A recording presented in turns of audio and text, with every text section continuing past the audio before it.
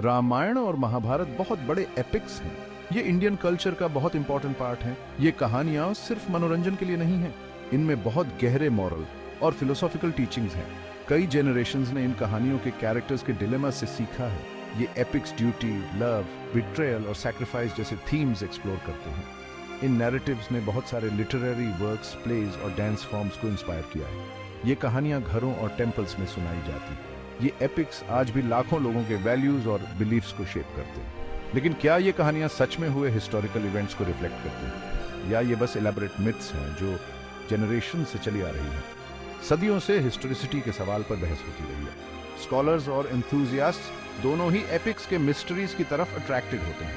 ये ऐसे available evidence को डीपली एग्जामिन करता है। हम आर्कियोलॉजिकल फाइंडिंग्स, लिटरेरी एनालिसिस और कल्चरल पर्सपेक्टिव्स एक्सप्लोर करेंगे। हमारे साथ टाइम ट्रैवल पर चलें। आइए इन एंशिएंट नैरेटिव्स की एंड्यूरिंग पावर को अनकवर करें। एपिक्स की हिस्टोरिसिटी को जानने की कोशिश अक्सर आर्कियोलॉजी की तरफ ले जाती है। इंडियन सबकॉन्टिनेंट में हुई खुदाई से हमें कुछ क्लूज मिलते हैं।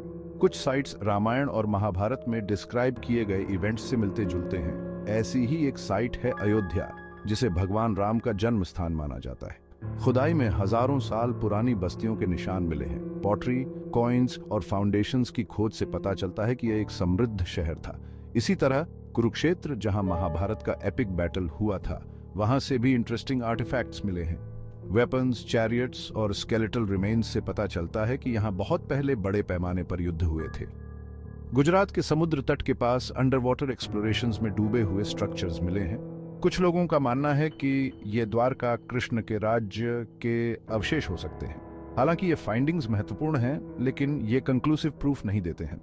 आर्कियोलॉजिकल एविडेंस की इंटरप्रिटेशन कॉम्प्लेक्स होती है। इसके लिए केयरफुल एनालिसिस की जरूरत होती है और अक्सर ये और भी क्वेश्चंस खड़े करते हैं। आर्कियोलॉजी के अलावा एपिक्स खुद भी अपने टाइम पीरियड और ओरिजिन के बारे में क्लूज देते हैं। लिंग्विस्टिक एनालिसिस से पता चलता है कि एपिक्स की भाषा समय के साथ इवॉल्व हुई है।